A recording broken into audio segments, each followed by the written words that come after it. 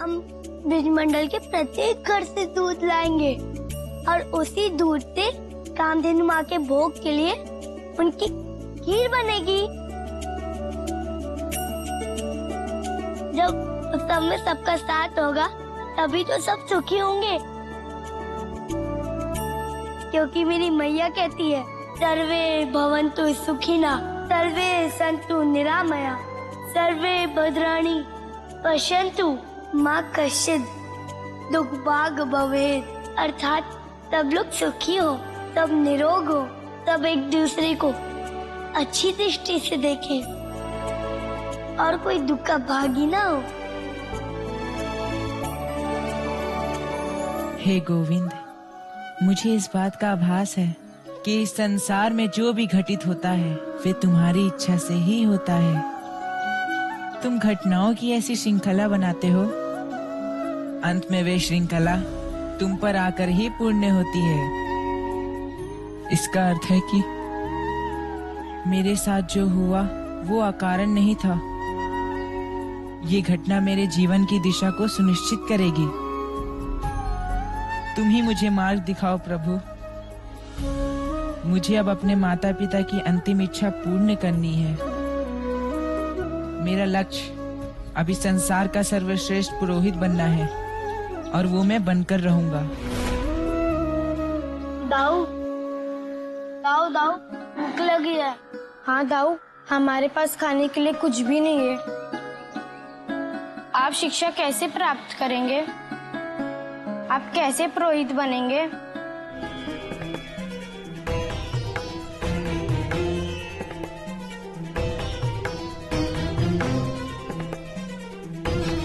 इस आश्रम में अपवित्र मनुष्यों का प्रवेश निषेध है।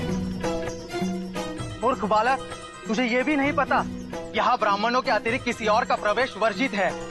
ब्राह्मण देव, मुझे आचार्य जी से मिलना है। आचार्य जी से मिलना है? कुछ दिन पहले ही यहाँ तुम्हारे माता पिता का अपमान हुआ। तुम लोगों को यहाँ से धक्का मारकर बाहर निकाला गया। अगर तुम्हारे स्थान पर कोई सच्चा ब्राह्मण होता ना तो चुल्लू भर पानी में डूबकर मर जाता। और तुम हो कि वापस आ गए।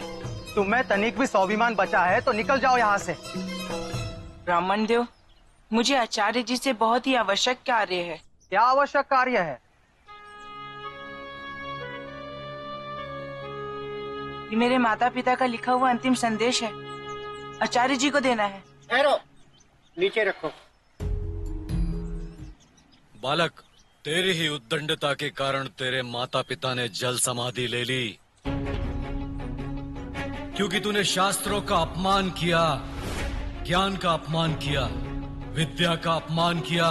नहीं आचार्य जी, मेरे माता पिता मेरे उद्दंडता के कारण नहीं अपितु मेरी शिक्षा के कारण जल समाधि ली है। उनके पुत्र का उपनयन संस्कार हो सके इसलिए जल समाधि ली है।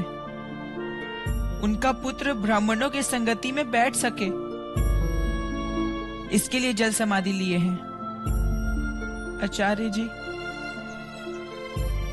ऐसे माता पिता का पुत्र होना मेरे लिए गर्व की बात है। संतान के लिए अपने जीवन का त्याग करने से बड़ा त्याग कोई नहीं। किंतु मेरा उपनयन संस्कार हो जाता तो आज मेरे माता पिता जीवित होते। कान्हा की प्रतिमा साक्षात भगवान की प्रतिमा लग रही है। कान्हा, क्या ये प्रतिमा तुमने बनाई है? नहीं दामू काका, मैं प्रतिमा के विषय में कुछ नहीं जानता। अर्थात ये प्रतिमा साक्षात अवतरित हुई है। हम लोग तो पहले ही कह रहे थे कि कान्हा ही हमारा रक्षक है, कान्हा ही हमारा भगवान है, और आज सिद्ध हो गया। आओ आओ सब लोग अपने भगवान का दर्शन करो और अपने भगवान को स्थान देते हैं।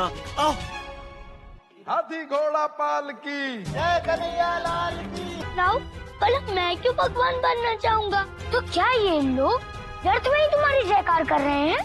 दावा समझ नहीं रहे हैं। अच्छा, तो बताओ, समझाओ मुझे कि मैं क्या नहीं समझ रहा हूँ। यही कि मैं भगवान नहीं हूँ। वो तो मैं जानता हूँ कान्हा, किंतु तुम्हारे प्रतिमा के अवतरित होने के पीछे का सत्य क्या है? इससे क्या सिद्ध करना चाहते हो तुम? दाओ, आप बिना मैंने कहा ना, मैंने कुछ भी नहीं किया। तो ठीक है कान्हा, अब मैं भी कुछ नहीं करूंगा। तुम इनके भगवान हो ना, तो तुम्हें इनकी रक्षा करनी है, चाहे कोई संकट आए या फिर कोई असुर।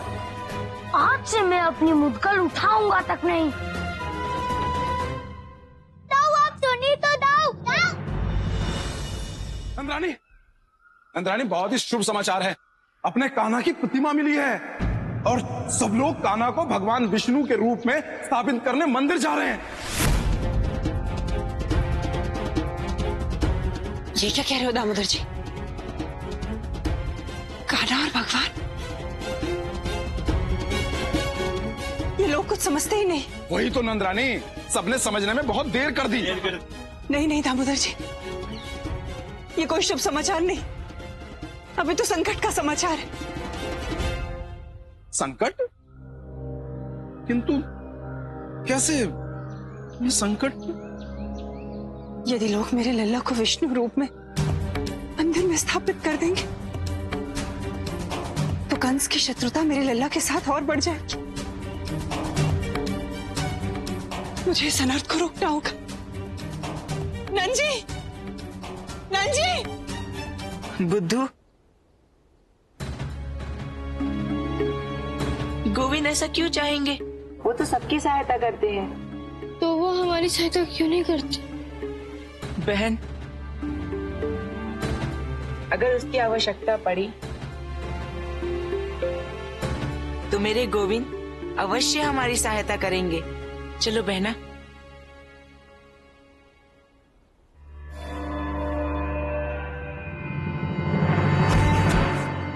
बहना, सुधा, तुम ठीक तो हो ना? नहीं चला जा रहा। ठीक है, मैं कुछ करता हूँ। तुम यहाँ पर विश्राम करो, मैं जल ढूंढ कर लाता हूँ। भानु, तुम सुधा को देखना। हाँ, ठीक है।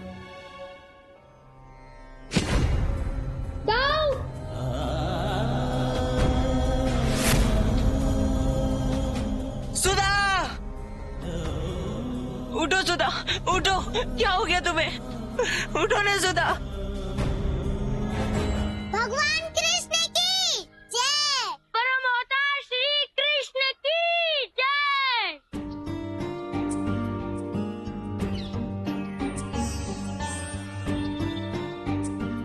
प्रभु, सावरे के साथ साथ हमारा भी उद्धार कीजिए। कि दाऊ और गोपी को क्या हो गया? प्रभु, हम आपकी शरण में आए, हमारा कल्याण कीजिए। गोपी, मैं जानता हूँ तुम्हें केवल तुम्हारी ही भाषा में समझाया जा सकता है। भक्तों, भगवान तो अपने भक्तों की एक पुकार सुनते ही उनका दुख दूर करने आ जाते हैं। कहो बालिके, तुम्हें क्या कष्ट है? किंतु बालिके, मैं अपनी दिव्य दृष्टि से देख रहा हूँ कि तुम्हारे बाबा के पास 1 लाख गैया हैं। दाऊ, हमें लगता है इस ग्वाले को कुछ हो गया है। नहीं तो हमारा कान्हा आपको आपके नाम से कैसे पुकार सकता है? बालिके, ईश्वर नाम, आयु, जाति, धर्म और संबंधों से परे होते हैं। मेरा तुम्हारा भी कोई संबंध नहीं है। ग्वाले, अगर तुम सच के भी ईश्वर होते ना, तब भी हम ये बात नहीं मानते कि हमारा तुम्हारा कोई संबंध नहीं है। समझे ग्वाले? बालिके, तुम मानो या न मानो, किंतु सत्य तो यही है कि मैं संबंधों से परे हूँ। कान्हा, जब तुमने इतना कुछ बोल ही दिया है तो ये भी बोल दो कि तुम मेरे अनुज नहीं और मैं तुम्हारा भ्राता नहीं। रोहिणी नंदन, ना मैं किसी का अनुज हूँ, ना अग्रज, ना किसी का बंधु हूँ, ना ही संबंधी। मैं केवल भक्ति से जुड़ा जाता हूँ और जो मुझे भक्ति, प्रेम और श्रद्धा से पुकारता है, मैं उसी का हो जाता हूँ। ये लो तुम्हारे नए अनुष्ठान की सामग्री।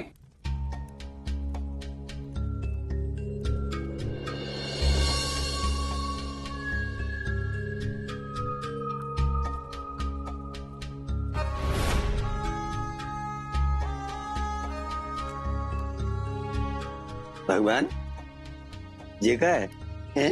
यही है ना उस ताताथैया की पहचान। क्या कहते हैं उस मोर पंखधारी पीतांबरधारी बांसुरी बजैया, ये सब उसे अत्यधिक प्रिय है ना।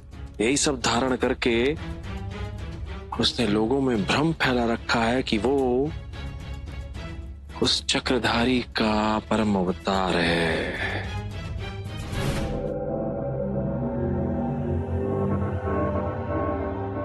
रुक जाइए आप सब, ठहर जाइए।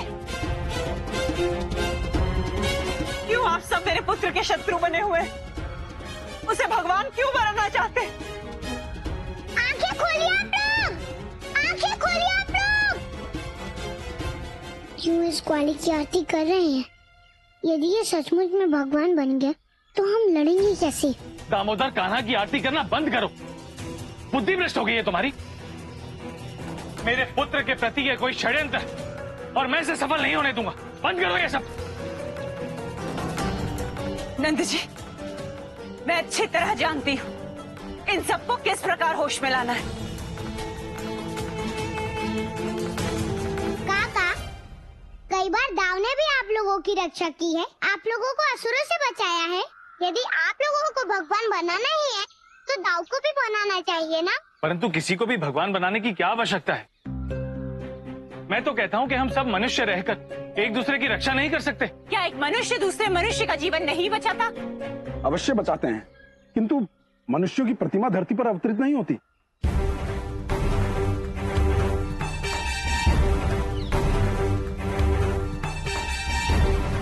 क्या मेरे लल्ला की प्रतिमा अवतरित हुई? हाँ नंदरानी, हमारे कान्हा की प्रतिमा साक्षात धरती पर अवतरित हुई।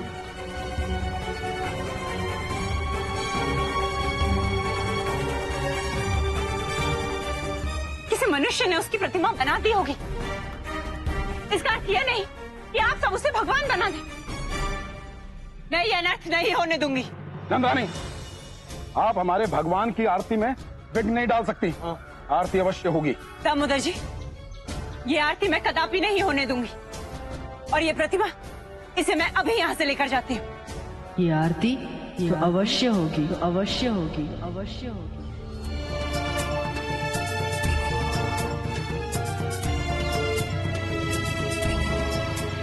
क्योंकि ये प्रतिमा मेरी है और इनका भगवान मैं हूं। और मेरे भक्तों को आरती करने की धार्मिक स्वतंत्रता है। और इस संसार में धर्म की रक्षा के लिए ही मेरा अवतार हुआ है। धर्मो रक्षति रक्षतः, अर्थात जो धर्म की रक्षा करते हैं, धर्म उनकी रक्षा करता है।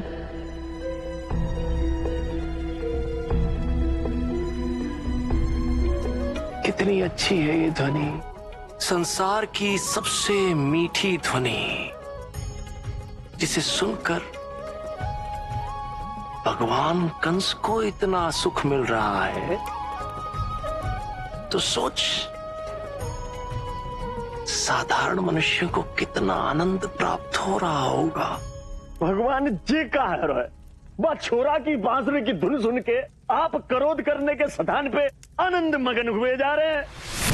मैंने कहा था ना, उस गोविंदा से उसकी पहचान छीन लूंगा। आज न केवल उसकी बांसुरी, अभी तो उसका पीतांबर और मोर पंख भी उससे छीन लिया। अर्थात भगवान, अर्थात पौंड्रिक, अर्थात भगवान पौंड्रिक ब्रजमंडल पहुंच चुके हैं। अर्थात ये बांसुरी की ध्वनि भी उसी पौंड्रिक भगवान की है। गजब है गए भगवान, ये धुन तो बात छोरे की बांसुरी की धुन सी लग रही है। यही तो है, भगवान कंस की माया, भगवान कंस का चक्रव्यूह चक्रधारी। कौन हो तुम? बहरूपिये जो मेरे पुत्र का रूप धरकर ये स्वांग रचा रहे। तुम्हें क्या लगता है मेरे पुत्र के प्रकार अपने माथे पर मोर पंख धारण कर उसी के प्रकार वस्त्र धारण कर बांसुरी लेकर तुम मेरे पुत्र का स्थान ले लोगे? हे माता, आप क्यों अनावश्यक क्रोध कर रही हैं? मैं यहाँ किसी का स्थान लेने नहीं आया हूँ। मैं भगवान हूँ और मैं पहले से ही सर्वोच्च सिंहासन पर विराजमान हूँ। भला मैं आपके पुत्र का स्थान क्यों लूंगा? वह तो ग्वाला है और गैया चराता है। अरे इस बहरूपे का दुस्साहस तो देखो, स्वयं को भगवान कहता है। काका, आप लोग कहाँ जा रहे हैं और किस भगवान की बातें कर रहे हैं? अरे कान्हा, तुम्हें नहीं पता? हमारे भगवान पौंड्रिक ब्रिजमंडल की रक्षा के लिए अवतरित हुए हैं। उन्होंने अभी अभी वृंदावन वासियों को साक्षात दर्शन दिए। हाँ कान्हा। काका, आप क्या कह रहे हैं? ऐसा तो हो ही नहीं सकता। ऐसा हो सकता नहीं कान्हा, ऐसा ही हुआ है। हम स्वयं अपने आंखों से देखे हैं। इसमें अविश्वास करने का कोई कारण ही नहीं है। हाँ कान्हा, हमने बहुत बड़ी भूल की जो एक ग्वाले को अपना भगवान समझ बैठी। अब हमारा भ्रम मिट गया है। हमारे भगवान तो भगवान पौंड्रिक ही हैं। ये आप लोगों को हो क्या गया है काका? पौंड्रिक नाम का कोई भगवान है ही नहीं। और श्री ये पौंड्रिक कंस का भेजा हुआ कोई असुर है। क्या बात कर रहे हो कान्हा? कंस का भेजा हुआ असुर भला इतना दिव्य हो सकता है? अरे हम लोग अपना समय क्यों नष्ट कर रहे हैं? भगवान पौंड्रिक की आरती का समय हो गया है।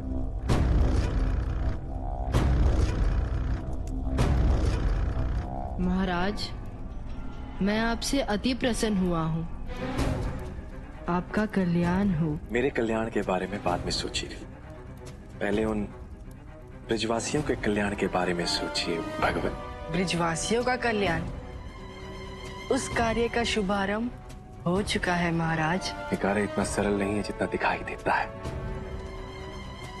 ब्रजमंडल का वो कान्हा ये किराए पर पानी फेर देता है। महाराज, मैं पौंड्रिक हूँ, विष्णु अवतार पौंड्रिक।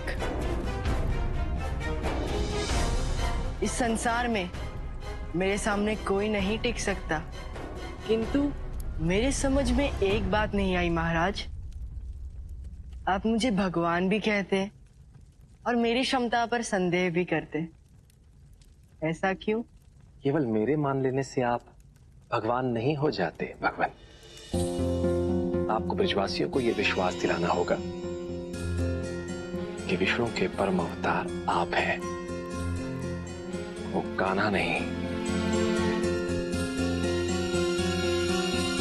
महाराज, आधा कार्य हो चुका है और शेष कार्य अति शीघ्र पूर्ण करूंगा। अब मैं चलता हूँ। मेरे नए भक्त मेरी प्रतीक्षा कर रहे होंगे। दाऊ, दाऊ मेरे बाबा को बचा लीजिए। दाऊ, दाऊ मेरे बाबा को बचा लीजिए। दाऊ मेरे बाबा को बचा लीजिए। दाऊ, दाऊ मेरे बाबा जी को बचा लीजिए।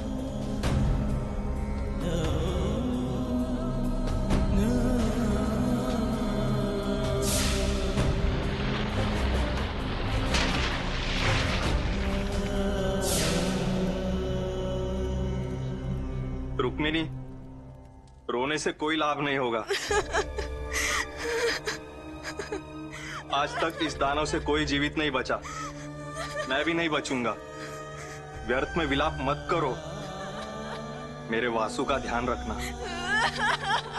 देखो देखो सब जा रहे हैं, मेरी बात मानो, तुम भी चली जाओ रुक्मिणी। अरे मेरे पति को बचा लो, मेरे पति को बचा लो, मेरे बाबा को बचा लो, मेरे बाबा को बचा लो। सुनिए, मेरे बाबा को बचा लो।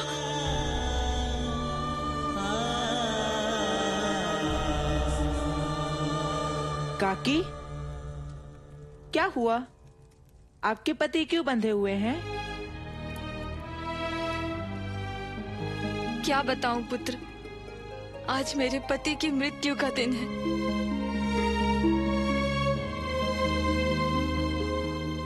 हे पौंड्रिक भगवान, आपने हम वृंदावन वासियों को दर्शन देके हमें धन्य कर दिया। हे पौंड्रिक भगवान, वर्षों की हमारी प्रतीक्षा फलीभूत हुई।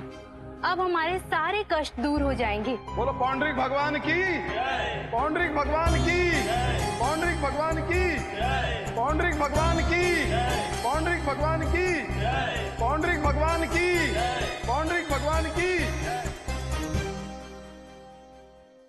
काका काकी, ये आप लोगों को हो क्या गया है? इस संसार में पौंड्रिक नाम का कोई भगवान है ही नहीं। कान्हा, पौंड्रिक भगवान ने हमें स्वयं दर्शन दिए और हमारी आंखों के सामने चमत्कार किया।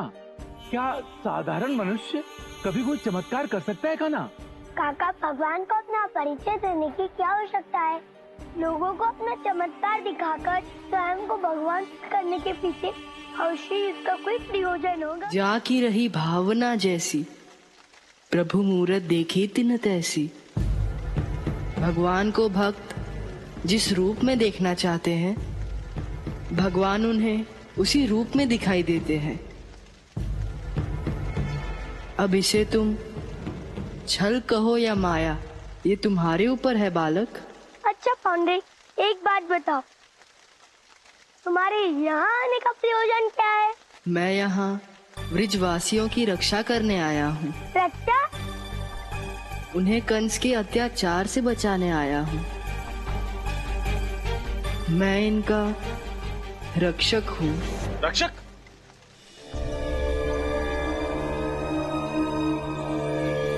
यदि आप मुझे वचन दे कि आप मेरे भाई बहन को अपनी संतान की तरह पालेंगी, तो मैं आपके पति के प्राण को बचा सकता हूँ।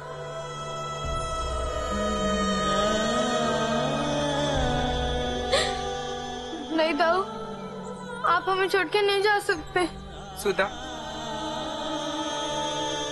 भानु, मैं तुम दोनों से अत्यंत प्रेम करता हूँ, किंतु तुम्हारे खाने के लिए एक निवाला भी जुटा नहीं पाता हूँ। काकी तुम दोनों का ध्यान रखेंगी, तुम्हें प्रतिदिन पेट भर भोजन देंगी। नहीं दाऊ, हमें भूख नहीं लगी है। मैं आपसे कभी खाने के लिए नहीं मांगूंगी और भानु भी नहीं मांगेगा। आप हमें छोड़कर मत जाइए दाऊ। प्रभु, पौंड्रिक कोई असुर नहीं है प्रभु। तो क्या गुरुदेव, इस पौंड्रिक के पीछे कंस नहीं है? पौंड्रिक के पीछे कंस की ही चाल है, किंतु पौंड्रिक कोई असुर नहीं। अभी तो आपका परम भक्त है प्रभु।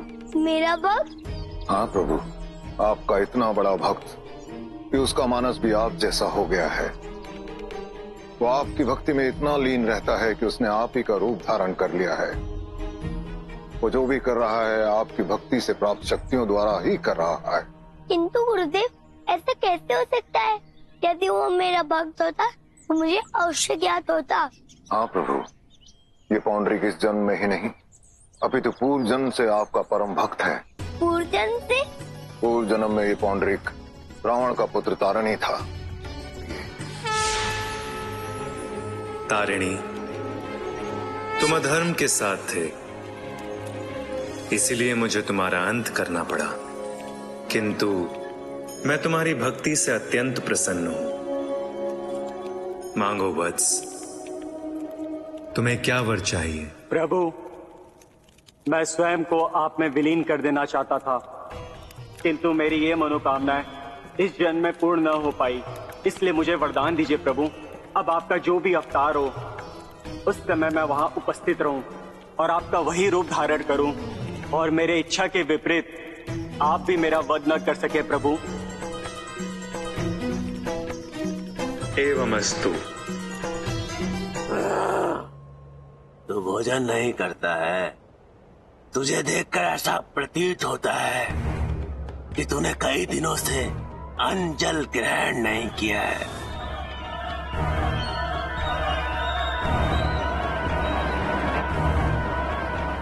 रक्त तो है तेरे शरीर में, किंतु मांस की मात्रा बहुत कम है।